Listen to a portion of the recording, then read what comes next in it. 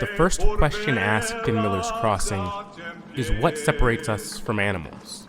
The first answer given is that the thing that separates us from animals is our predisposition to upholding a certain standard of ethics and character, this being a cornerstone to how we define human nature. And I think the mobster genre is an interesting space to explore this concept because of the way that human nature often intersects with the code of conduct that exists within the criminal underworld.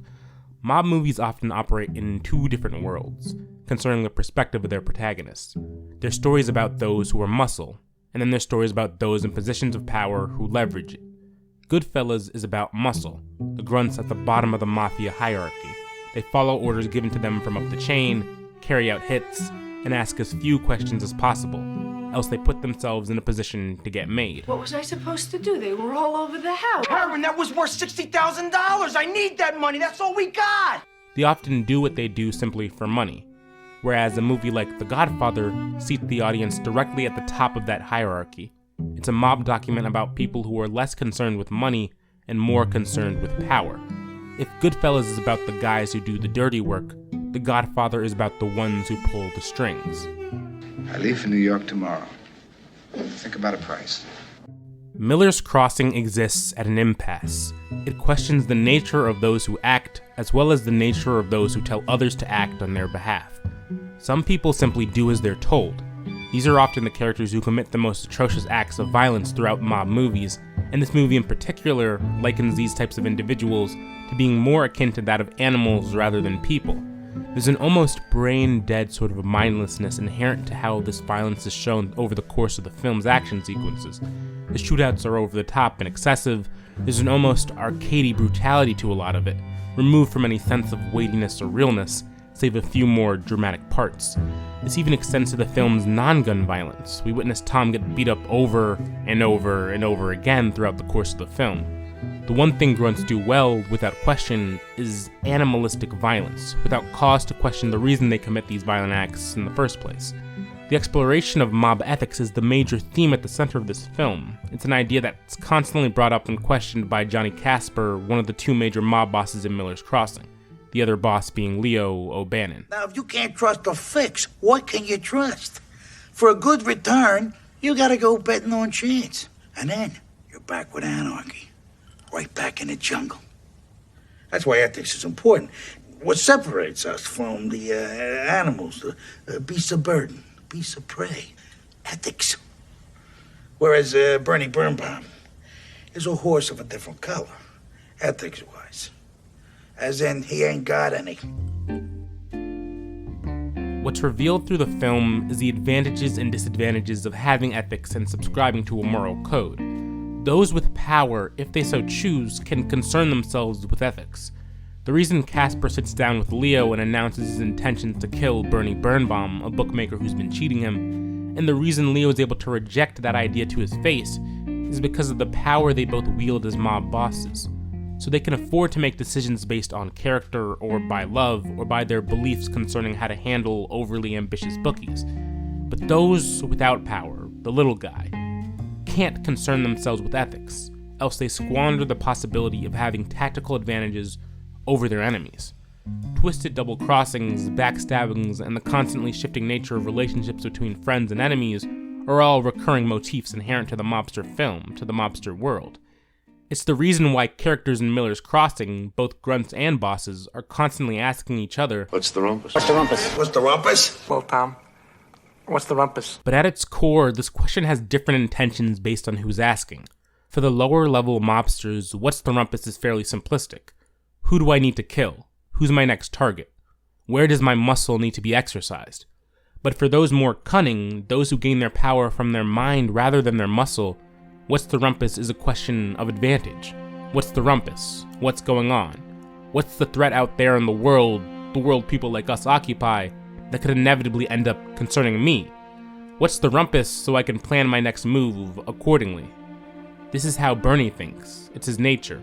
In a world of tough guys, people like him rely on their wit, their shiftiness, and their craftiness, but also rely on the fact that they're often severely underestimated by their opponents. Bernie leans into this framework. He portrays himself as being the little guy, a small timer, a nobody, when in reality he's one of the most cunning characters when it comes to playing the game. His unwillingness to subscribe to expected ideals of honor or ethics is what defines him. It's a lane, it's an angle that he's been able to carve out for himself, a way to gain an advantage over those more physically, because monsters that concern themselves with ethics will always lose to monsters that don't. And this is the trick Bernie pulls on Tom when they first head out to Miller's Crossing. I'm praying to you. Look at your heart. I'm praying to you. Look in your heart. I'm praying to you. Look in your heart. I'm praying to you. Look in your heart. I'm praying to you. Look in your heart. I'm praying to you. Tommy's heart is the space where Bernie claims to see common ground between the two of them. They aren't the mindless animals who commit senseless acts of violence. They're cut from a different cloth. They're smarter. Despite working for mob bosses, Tommy never truly embraces the grunt lifestyle. It's the reason he gets beat up over and over again throughout the film, but never really fights back. To give in to that would be to truly lose his humanity, something he's still big on maintaining. In the first half of the movie, Tommy is still moved to do things simply because they're the right thing to do, in his eyes. He tells Leo that he's been sleeping with Verna despite the backlash he knows it'll cause, and he lets Bernie live when out in the woods because of the love he has for Verna, as well as the pity he feels for Bernie. It's only when Bernie uses Tom's own kindness to blackmail him, placing himself in a favorable position, that Tommy finally starts questioning how he's let ethics and morality slip into his decision-making. One other thing I want. I want to see Johnny Casper cold and stiff. That's what you do for your friend Bernie. In the meantime, I'll stay out of sight. But if Casper ain't stiff in a couple of days, I start eating in restaurants. There's something terrifying about a figure who plays bigger than they look. Bernie demonstrates a cutthroat ruthlessness that's something someone like Casper couldn't even dream of. Casper and Bernie in a lot of ways act as foils to one another. Their approach to situations, their internal human natures couldn't be more different. Casper is motivated by the ideals of good faith, respect, character, being an upstanding mobster, if such a thing even exists. He would rather live in a world where friends and enemies revealed themselves outright, a world with no double-crossing. It's the reason he continuously calls out others for giving him the high hat, or showing him disrespect. Once again, this is born out of his position of power. If the mob world ran with this kind of transparency, figures like Casper wouldn't need to worry about losing that power, especially the crafty underlings like Bernie. And so Casper's ethical lens through which he analyzes the world is almost entirely self-serving. But what happens when one attempts to look outside of one's worldview, tries to assume a different nature? The general answer is that you often grow a sense of discontent. When Casper even thinks someone is double-crossing him, it makes his stomach physically turn. He can't think for the life of him why someone would say one thing but do or mean another. It's the reason he never kills Tom, much to the chagrin of the Dane. He made a deal with Tom, he won't go back on his word. Casper wholeheartedly believes that you should only ever do something if it's ethical. When he sees something that breaks that understanding, he can't comprehend it on an almost psychological level.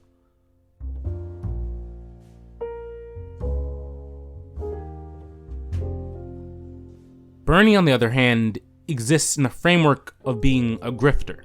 He believes that you should only ever do something if you gain a tactical advantage from it, if it directly benefits you.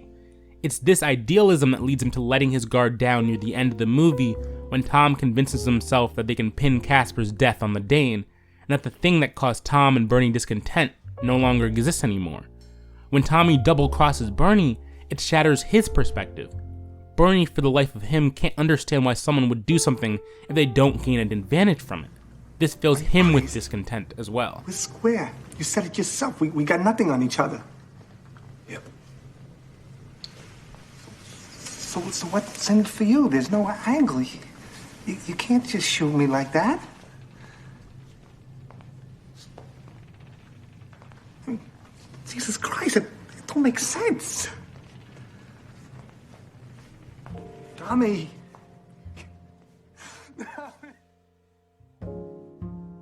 Miller's Crossing at its core is about human nature. Not an overarching human nature, but the nature of specific individuals and how they all exist within the same world. People have strengths and weaknesses and are often predisposed to simply play the hand they're dealt with. To cross over to another perspective is to leave yourself vulnerable. Casper dies at the end when he abandons his moral high ground to pursue a double cross on Mink. Verna, who has preached to Tommy again and again about his heart, when faced with the opportunity to kill him, can't. To do so would go against her own nature. The only person who was able to effectively change is Tommy. After seeing what having a heart gets him concerning his relationship with Verna and his ultimatum to Bernie, he abandons more compassionate sentiments to fully embrace violence, for the first and only time in the film. Look in your heart. Look in your heart. What hurt?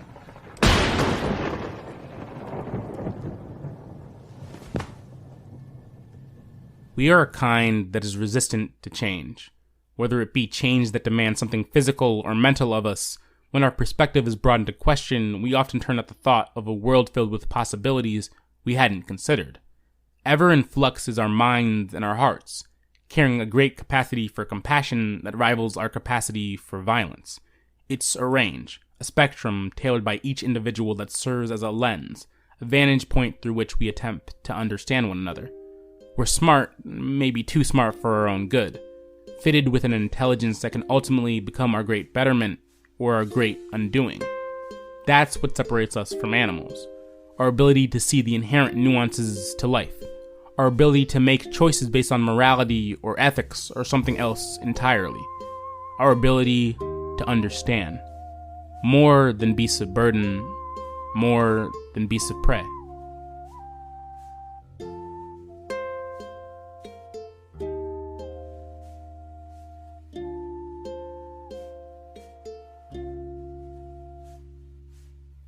Mind Theater is produced and written by me, Ayo Akingbade, in collaboration with Muckraker Media.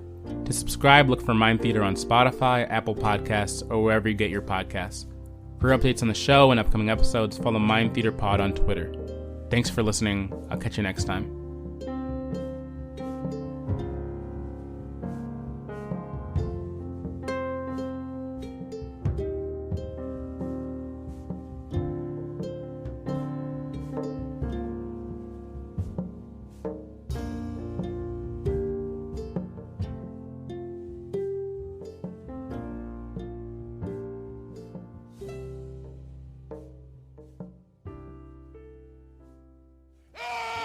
Look at this, kid. Something I try and teach all my boys.